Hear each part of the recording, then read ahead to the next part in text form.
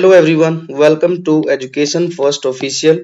प्यारे बच्चों, आज की इस वीडियो में हम जो है पीएम श्री केंद्रीय विद्यालय का कक्षा 8वीं का हम हिंदी विषय का पेपर सॉल्व करेंगे। ये पेपर जो है बच्चों आवधिक परीक्षा, इसका मतलब बच्चों होता है पीरियोडिक टेस्ट।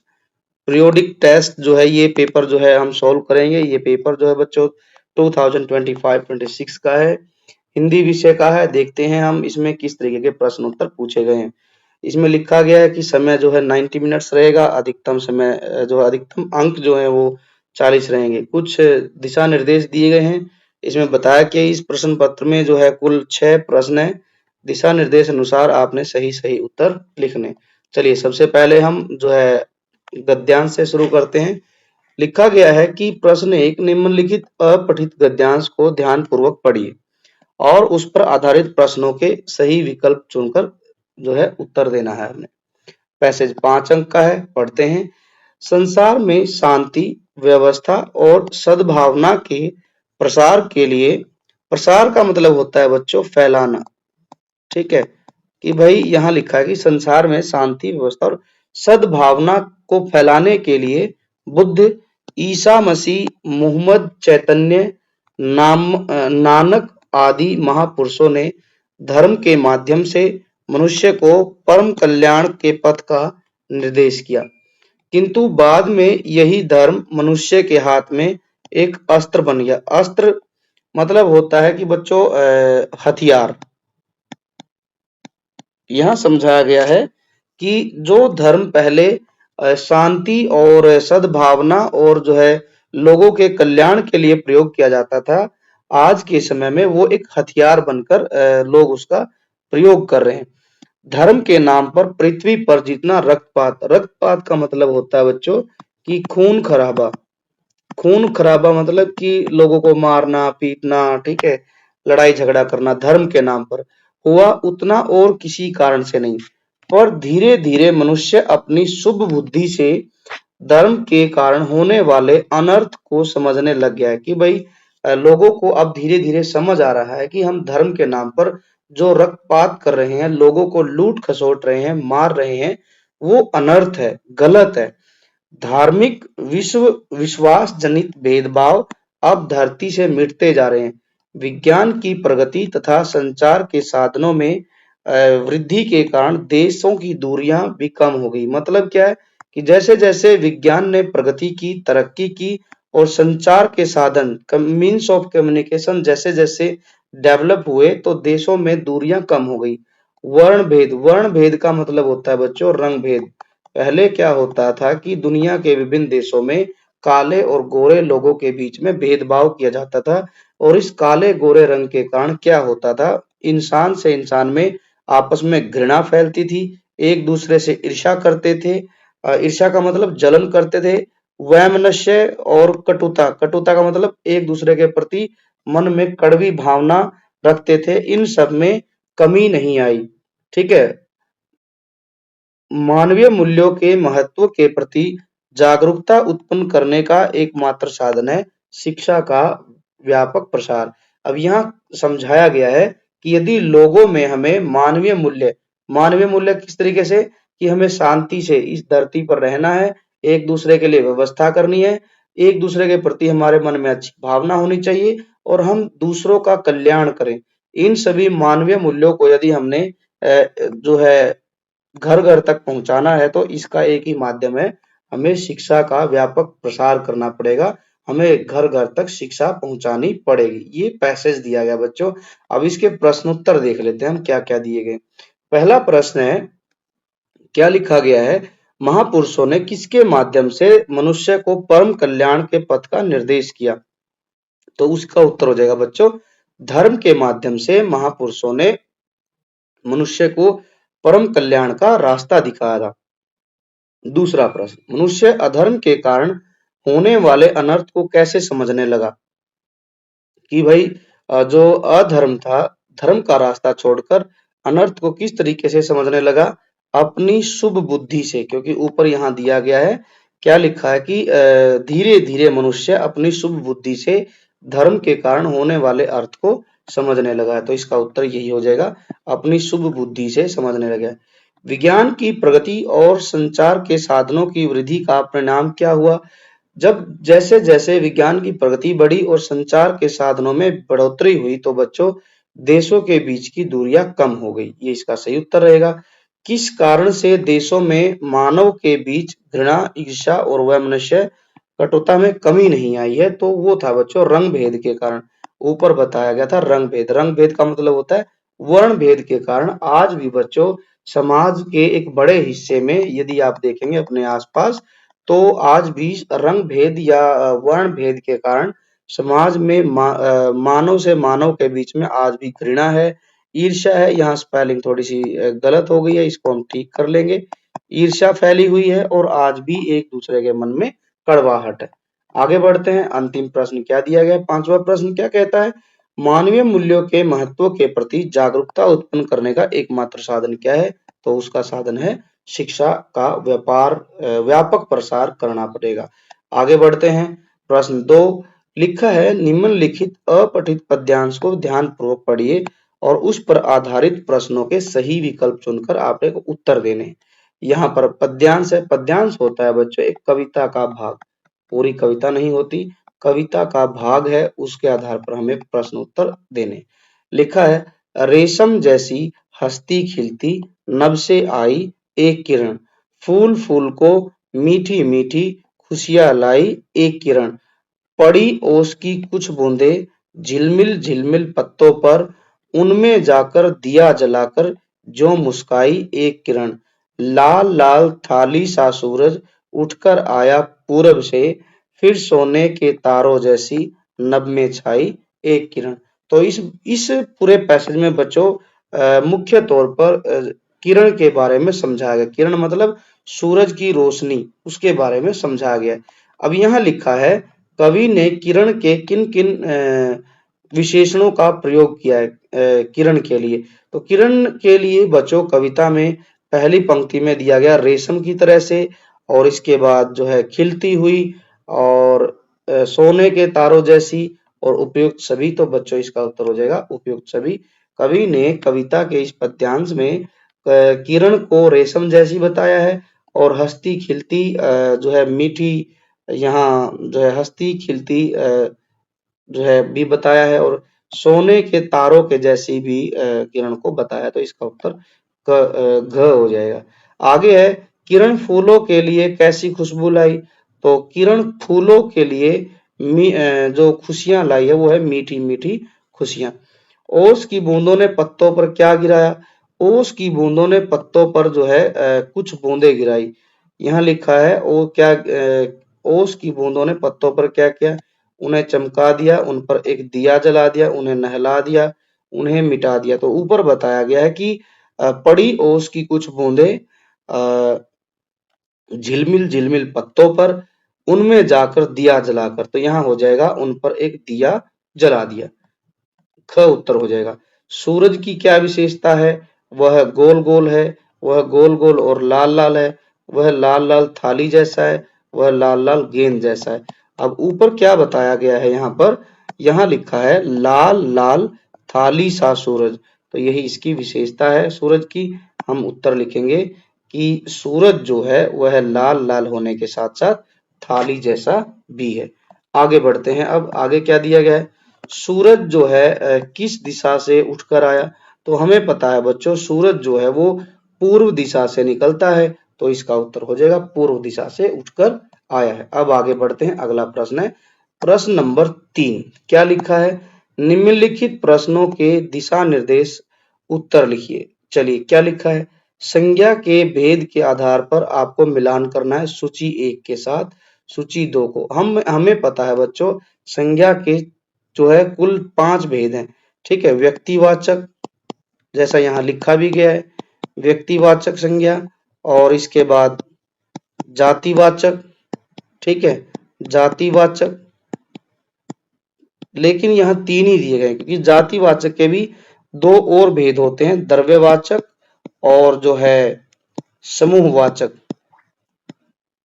ठीक है, अब यहाँ दिए नहीं गए हैं तो कोई बात नहीं। और एक होता है भाववाचक। चलिए अब इनको समझ लेते हैं। राम जो होता है बच्चों वो होता है व्यक्तिवाचक, गाय भी व्यक्तिवाचक, और दिल्ली भी व्यक्तिवाचक। मित्रता जो है वो है, यहाँ अलग-अलग करके मैच करना है तो बच्चों हम इसको इनको इस तरीके से मैच करेंगे। एक मैच हो गया, गाय यहाँ दिया गया व्यक्तिवाचक, तो हम इसको इस तरीके से मैच करेंगे। मित्रता जो शब्द है वो है भाववाचक, बच्चा जातिवाचक। अब यहाँ पर लिखा गया है दिल्ली। दिल्ली बच्चों जो है ध्यान देंगे तो वो एक व्यक्तिवाचक है। तो इसके लिए हम क्या करेंगे, फिर गाय को यहाँ से हटाएंगे, दिल्ली को हम व्यक्तिवाचक करेंगे, गाय को हम मिलाएंगे जातिवाचक के साथ, क्योंकि हमें पता है बच्चों गाय के विभिन्न प्रकार होते हैं। ठीक है, गाय हमें पता है कोई साहीवाल होती है, ठीक है, साहीवाल है, कोई और प्रकार की होती है। ठीक है, कई बार हम सुनते हैं कि देसी गाय, ठीक है, तो इस तरीके से। और जो है नस्ल, क्योंकि गायों की तरह तरह की नस्लें होती हैं, तो जो यहाँ क्वेश्चन दिया गया है उसके अकॉर्डिंग हम गाय को जातिवाचक लिखेंगे। चलिए आगे बढ़ते हैं। अगला प्रश्न क्या है, वचन के आधार पर विकल्प उचित विकल्प चुनकर रिक्त स्थान भरिए। ठीक है जी, हमें वचन के आधार पर विकल्प भरना है। कमरे में दो कुर्सियां, तो इसका उत्तर हो जाएगा कुर्सियां रखी हैं। खिड़की पर बहुत सी चिड़ियां बैठी हैं, ये उत्तर हो जाएगा दूसरे वाला। सड़क पर कई गाड़ियां चल रही हैं। मेरे पास एक किताब है। झील में बहुत सी मछलियां तैर रही हैं। तो इस तरीके से हमने इनको सॉल्व करना है। अब है बच्चों यहाँ पर प्रश्न उत्तर आ गए हैं। आपके जो ब्रिज कोर्स था हिंदी का, क्योंकि किताब तो नहीं आई थी, तो पेपर जो आएगा आपका ब्रिज कोर्स आधारित आएगा। तो यहाँ पर जो है पहला प्रश्न दिया गया है, 6 प्रश्न है, 5 करने हैं हमें। पहला प्रश्न है, आओ बच्चों तुम्हें दिखाए कविता में भारत को बलिदान की धरती क्यों कहा गया है। तो हमें पता है बच्चों की कविता में हमें ये बताया गया था कि भारत की जो आजादी थी उसके लिए जो है ढेरों वीर जवानों ने अपना बलिदान दिया था। ठीक है, और उसी बलिदान की वजह से भारत देश आजाद हुआ। ठीक है, इसीलिए भारत को जो है बलिदानों की धरती कहा गया। तो इसका उत्तर बच्चों हम लिखेंगे, आपको पहले ऐसे ही लिखना, आओ बच्चों तुम्हें दिखाए कविता में भारत को, हम लिखेंगे भारत को बलिदान की धरती, बलिदान की धरती इसलिए कहा गया है क्योंकि क्योंकि देश के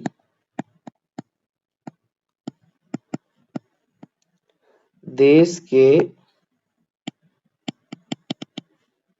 वीर जवानों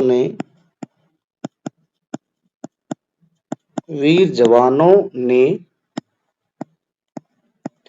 अपनी शहादत या बलिदान से देश को आजाद करवाया। तो इसीलिए जो है भारत को जो है बलिदानियों की धरती कहा गया। आगे बढ़ते हैं, ये पहले का उत्तर हो गया। दूसरा क्या लिखा गया है, कविता में शिवाजी की शक्ति और पराक्रम को किस प्रकार दर्शाया गया है। तो हम पता है कि कविता में बच्चों शिवाजी को बताया गया कि शिवाजी ने मुगलों के को का डटकर सामना किया और मुगलों को जो है हराया तलवारों के दम पर।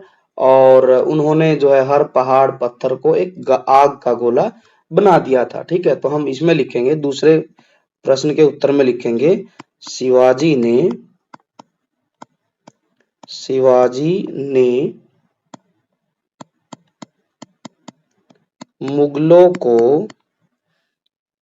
मुगलों की ताकत को क्या किया बच्चों, तलवारों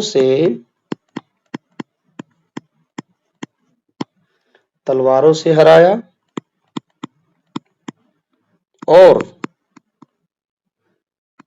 पहाड़ एवं पत्थर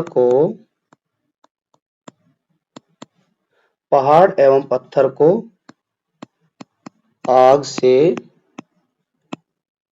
भर दिया। ठीक है, और हम लिखेंगे इस तरह शिवाजी ने अपने पराक्रम और शक्ति से क्या किया, देश की शान को ऊंचा रखा। तो ये उत्तर हो जाएगा। अब हम आगे बढ़ते हैं। अगला प्रश्न क्या है कि एक दौड़ ऐसी भी पाठ में सभी बच्चे आगे बढ़ने की बजाय पीछे क्यों हट गए। तो इसके उत्तर को हम लिखेंगे क्योंकि क्या हो गया था कहानी में, क्योंकि सभी बच्चे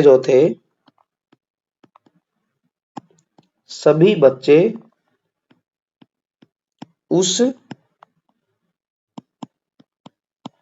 छोटे बच्चे की सहायता करने के लिए लौट गए थे। आपको पता है कि एक दौड़ ऐसी भी जो है कहानी में छोटा बच्चा जो है वो गिर गया था, चोट लग गई थी। तो जैसे ही उन्होंने देखा बाकी के जो प्रतिभागी थे, दौड़ में दौड़ने वाले थे, तो वो सारे आगे बढ़ने की बजाय वापस आ गए थे। अब यहाँ लिखा वह छोटा बच्चा क्यों गिर गया था, तो चौथे का उत्तर हम लिखेंगे क्योंकि वह छोटा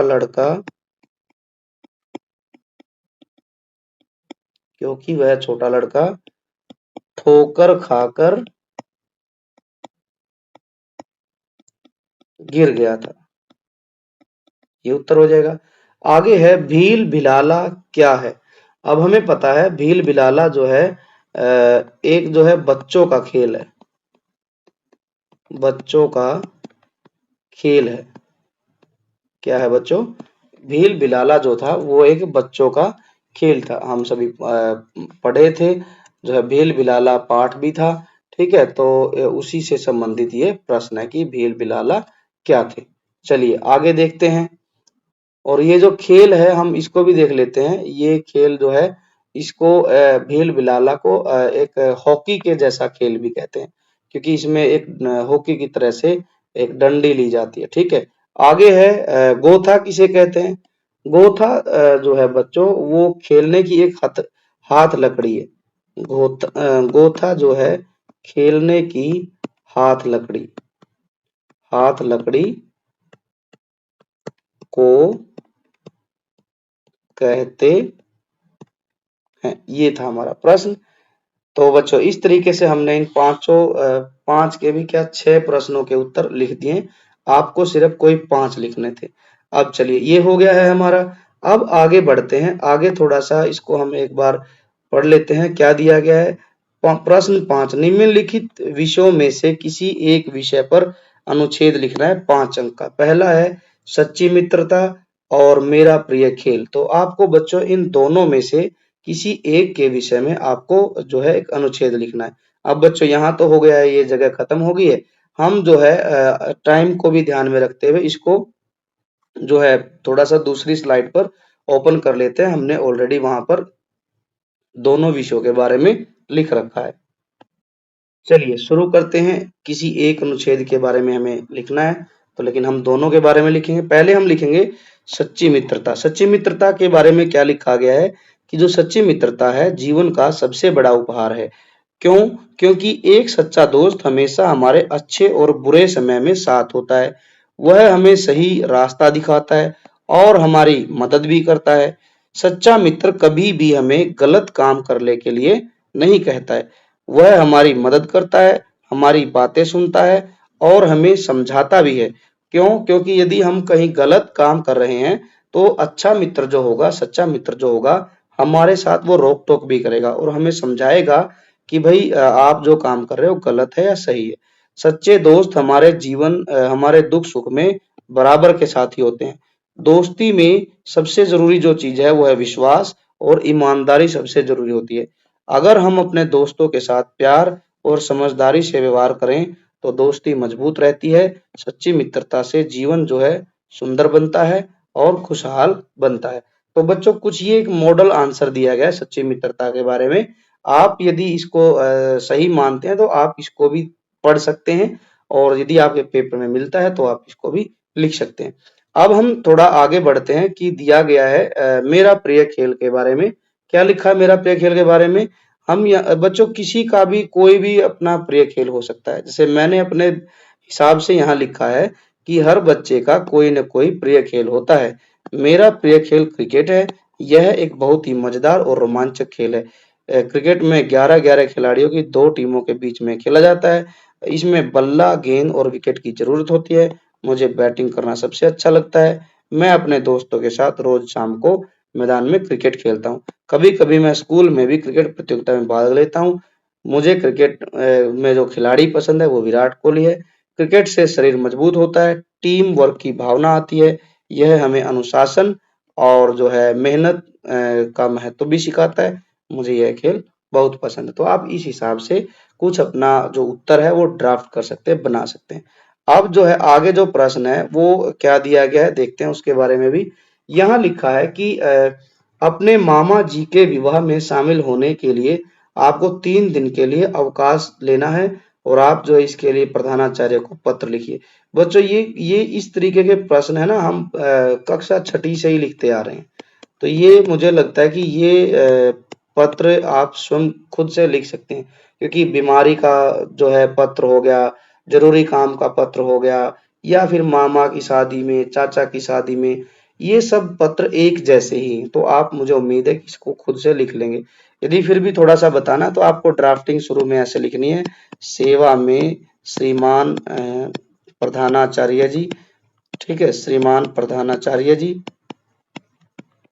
ठीक है। और इसके बाद आप अपने स्कूल का नाम लिखेंगे, फिर आप विषय लिखेंगे। विषय हमेशा आपको यहीं से ही देखने को मिल जाएगा कि मामा जी के विवाह में शामिल होने के लिए 3 दिन का अवकाश हेतु पत्र, ये सब लिखना है। फिर आप लिख देंगे निवेदन यह है कि मैं विद्यालय की कक्षा 8वीं का छात्र हूँ।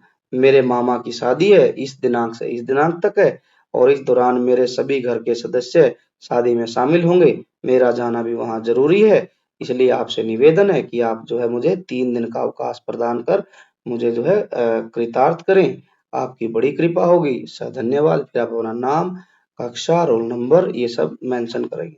लेकिन एक यहाँ जरूरी इसके अथवा में करके दिया गया है, क्या है कि समय का महत्व बताना कि इम्पोर्टेंस ऑफ टाइम्स आपने अपनी छोटी बहन को बतानी है थ्रू अ लेटर। तो इसमें हम किस तरीके से लिखेंगे, थोड़ा सा यहाँ ड्राफ्टिंग की गई है हमने हमारे द्वारा। तो लिखा गया है समय के महत्व को समझाते हुए ऊपर हम विषय लिखेंगे, नीचे हम लिखेंगे कि प्रिय छोटी बहन, सप्रेम नमस्कार। आशा है कि तुम स्वस्थ और खुश हो। मैं और पापा माता जो है माँ पिता सब ठीक हैं। आज मैं तुम्हें समय के महत्व के बारे में कुछ जरूरी बातें बताना चाहता हूँ या चाहती हूँ। यदि आप लड़की हैं तो आप जो है चाहती लिखेंगी और यदि आप लड़का है तो चाहता लिखेंगे। प्रिय बहन, समय बहुत ही कीमती चीज है। जो समय चला जाता है वह कभी वापस नहीं आता है। अगर हम समय का सही प्रयोग, क्या लिखा है कि अगर हम समय का सही उपयोग करें तो हम पढ़ाई में अच्छे बन सकते हैं, खेल में आगे जा सकते हैं और हम सब अपने सारे काम कर सकते हैं। अगर तुम रोज समय पर उठो, पढ़ाई करो, खेलो और समय पर सो जाओ तो तुम्हारा जीवन बहुत अच्छा बनेगा। एक कहावत भी है, क्या? समय ही सबसे बड़ा धन है। जो समय की कदर करता है वही जीवन में सफल होता है। अभी के लिए इतना ही। अगली बार फिर कुछ अच्छा लिखूंगा या लिखूंगी। ढेर सारा प्यार, तुम्हारा भाई या तुम्हारी बहन लिखेंगे रितेश या फिर रिया, आपका जो भी नाम है आप उसको मेंशन करेंगे। तो बच्चों ये था इस तरीके से कुछ 8th क्लास का पेपर। आई होप कि आपको पूरा पेपर समझ में आया होगा। यदि आपको वीडियो अच्छी लगी है तो वीडियो को लाइक करें, साथ ही साथ आप जो अपने दोस्तों को के लिए भी इसको शेयर करें और आप जो है YouTube channel education first official को सब्सक्राइब भी करें। ऑलरेडी बच्चों हमने चैनल पर क्लास 8 के कई सारे पेपर जो है वीडियो डाल रखी हैं। आप प्लेलिस्ट में जाकर उनको भी देखें, दोस्तों के साथ शेयर भी करें। अब हम मिलेंगे नए पेपर के साथ नेक्स्ट वीडियो में। Thanks for watching. Take care and bye bye.